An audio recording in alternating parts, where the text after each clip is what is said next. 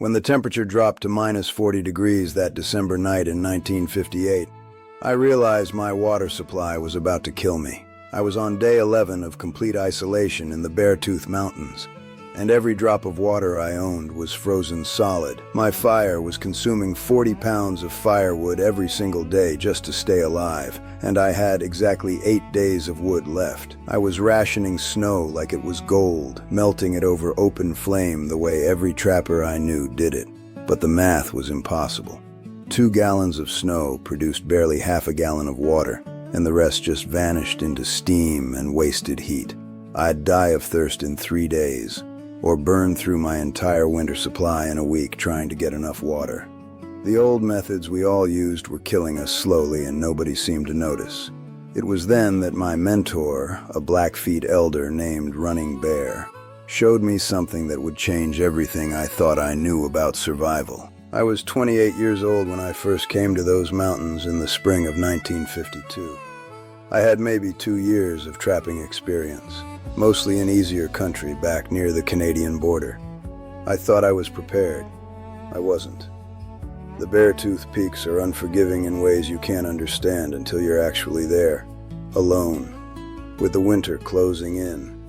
Every trapper in that region used the same method for melting snow and getting drinking water. We'd use cast iron pots or crude metal containers, place them directly over the fire, and wait for the snow to melt. Seemed simple enough. The problem was thermodynamic waste that we didn't even have words for back then. I was losing about 70% of my firewood energy to steam and radiation. In my first winter, I made 4 specific mistakes that nearly cost me my life. First, I'd packed the container too full of snow, which meant the bottom layers burned before the top layers even melted. Second, I wasn't drying my containers between uses, so water was constantly evaporating instead of accumulating.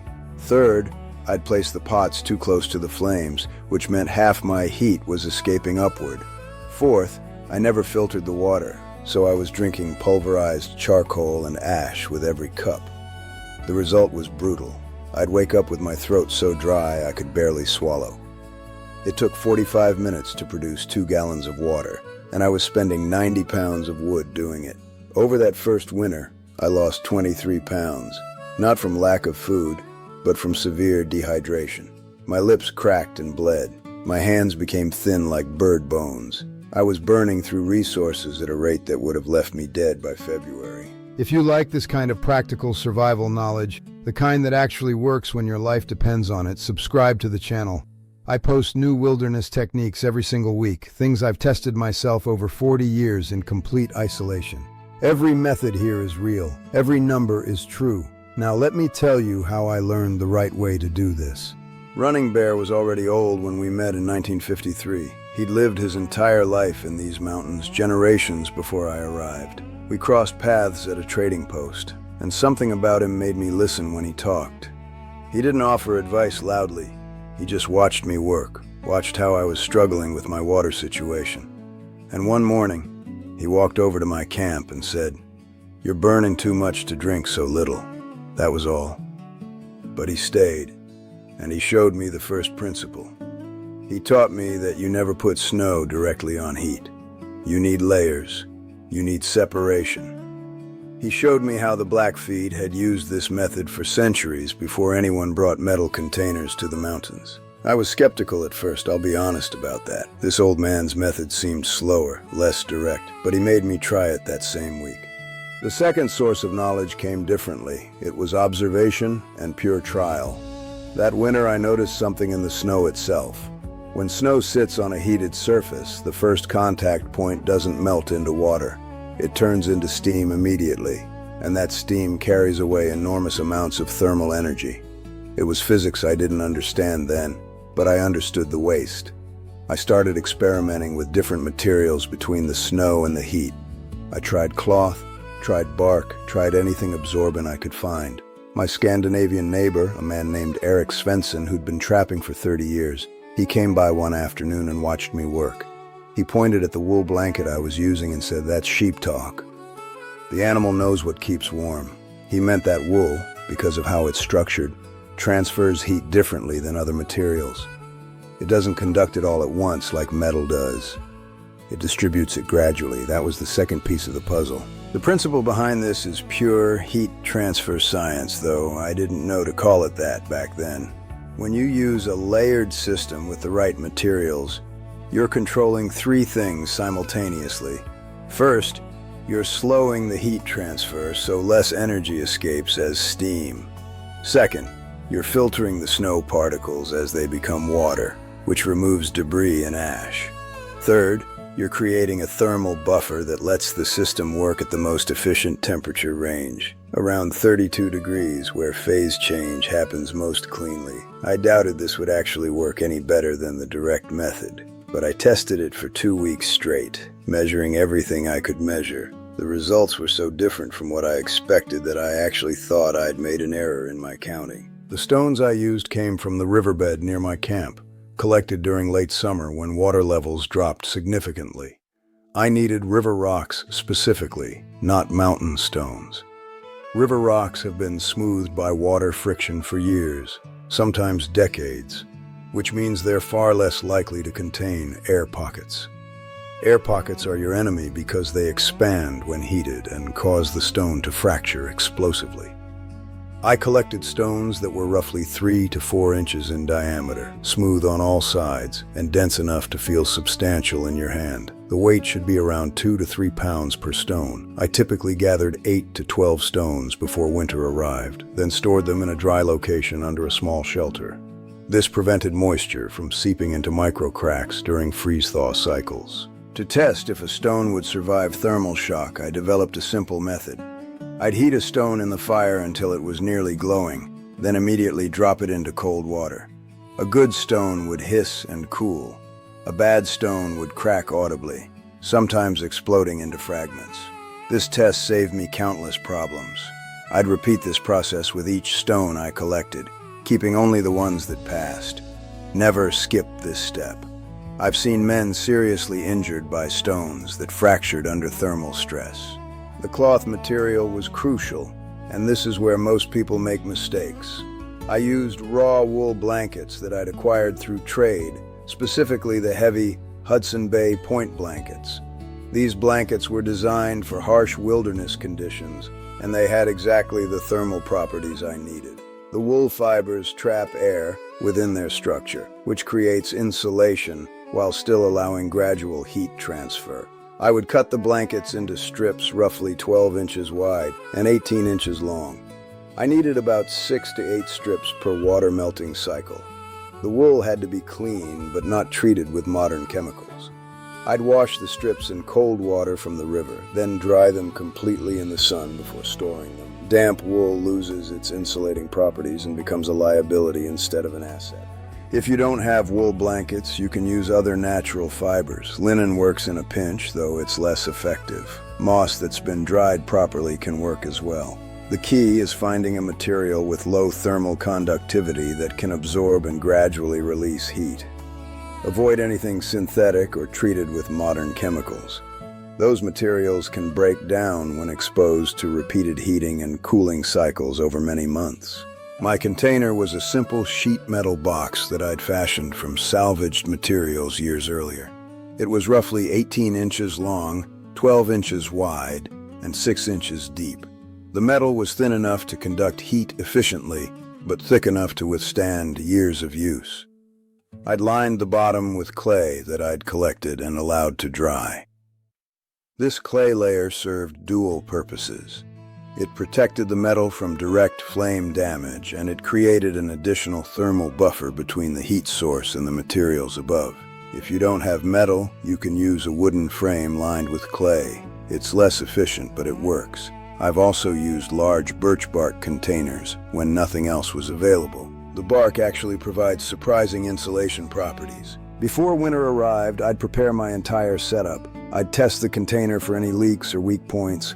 I'd inspect each stone for cracks. I'd wash and dry all the cloth strips. I'd gather the clay and verify it was properly hardened. This preparation took roughly 4 to 5 hours of work, but it meant I wouldn't face critical failures when temperatures dropped to dangerous levels.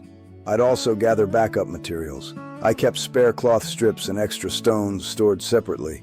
So if anything failed during winter, I had immediate replacements available. The tools I needed were minimal. A knife for cutting cloth, a shovel or digging tool for collecting stones, a container for transporting water from the stream to my camp, rocks or heavy branches that could serve as supports to elevate the metal container above the ground, some cordage made from bark or plant fibers to secure the cloth strips in place. All of these tools I either fashioned myself from available materials or traded for with other trappers who passed through the region. None of this required modern equipment. Your ancestors used similar tools for thousands of years before industrial manufacturing existed. The most important preparation involved understanding why each element mattered. The stones provided sustained, even heat distribution. The wool cloth filtered and controlled the rate of melting. The container held everything together safely. The clay created thermal resistance at the critical point where heat entered the system. When you understood the purpose behind each element, you understood how to adapt the method if you were missing a specific material. That understanding meant survival. That understanding meant you'd solve problems instead of failing when conditions changed. I first tested this system in December of 1954 on the eastern slope of the Beartooth Range. The temperature that morning was minus 32 degrees Fahrenheit, and I had roughly 3 feet of fresh snow on the ground. I was skeptical. After 2 years of struggling with the old method, I'd learned to doubt improvements. I expected this system to work maybe 20% better. I was wrong about that by a significant margin. I set up the stone and cloth apparatus at dawn, heating 4 river stones in my fire until they showed a faint red glow at their edges. That took approximately 20 minutes. I placed them on the clay-lined metal container and arranged my wool strips across the stones in layers, securing them with bark cordage. Then I carefully added packed snow, roughly 4 inches thick, onto the cloth surface. The results were dramatic and measurable. With the old direct fire method, I'd needed 40 pounds of firewood to produce 2 gallons of clean drinking water. That same day, using this new system, I produced 5 gallons of water using only 12 pounds of firewood. That's a 70% reduction in fuel consumption. The water was cleaner too. No ash particles, no charcoal dust, just clear, drinkable water. I tested it multiple times to ensure I wasn't making calculation errors. The numbers remained consistent. My initial expectation had been wildly low. This wasn't an improvement. This was a complete transformation of how I'd survive winter. The before and after comparison was undeniable. Before this system, I was burning through my winter wood supply at a rate that would have left me starving and freezing by late February. After implementing this method, I had enough fuel reserves to stay comfortable through March and even into early April. The quality difference was profound. Previously, every cup of water I drank had sediment. My teeth would grit against ash particles. My stomach would sometimes reject water that tasted like smoke. With this system, the water was pure enough that I could taste the minerals in the snow itself. There was no aftertaste, no particles, just clean water. I used this exact system for the next 12 winters without a single failure. From 1954 through 1966, I relied on this method as my primary source of drinking water. I refined it slightly over those years. I learned which stones worked best. I discovered that wool from different sources had different thermal properties. I determined the optimal thickness for snow layering. But the core system never changed, and it never failed me. I collected data throughout those 12 years, tracking firewood consumption and water production. The efficiency remained consistent, 70% fuel savings, winter after winter, in temperatures that ranged from minus 30 to minus 48 degrees Fahrenheit. There was one extreme situation where this system genuinely saved my life. January of 1960, a severe storm trapped me in my cabin for 19 consecutive days. I had limited firewood remaining, maybe enough for normal cooking and heating, but nothing extra. If I'd used the old melting method, I'd have exhausted my fuel supply within 8 days and faced severe dehydration. Using this system, I produced adequate water while actually conserving more firewood than I'd anticipated. That storm lasted longer than most, and I emerged from it without rationing water or heat. If this system hadn't existed, I would have faced a life-threatening situation. Instead, I had surplus fuel and clean water when the storm finally passed. Today, this method remains relevant for anyone who needs emergency water in winter conditions. Preppers stockpiling survival skills use variations of this system. Winter campers in northern regions apply these principles. Remote homesteaders understand that modern infrastructure fails, and when it does, knowledge becomes your only resource. A modern comparison shows the efficiency advantage. A quality modern water filtration system might cost $200 to $300. This system costs $0 if you know where to find stones and cloth. The efficiency is comparable. The reliability is equivalent. The only difference is that mine requires knowledge instead of money. Listen, I spent 40 years learning these techniques the hardest possible way, alone in the mountains, making mistakes that nearly killed me, testing methods through trial and error in brutal conditions. My goal with this channel is to give you all this knowledge without you having to suffer through what I experienced. If you want to learn more techniques like this, things that actually work when you need them most, subscribe to this channel and turn on notifications. I post new survival methods every single week. Leave a like if this video was useful to you. Tell me in the comments, have you ever faced a situation where clean water became your biggest challenge? And if you want to see another technique that saved my life even more times than this one, click the video that's about to appear on your screen. It's about preserving food through 12 months of winter without any modern technology.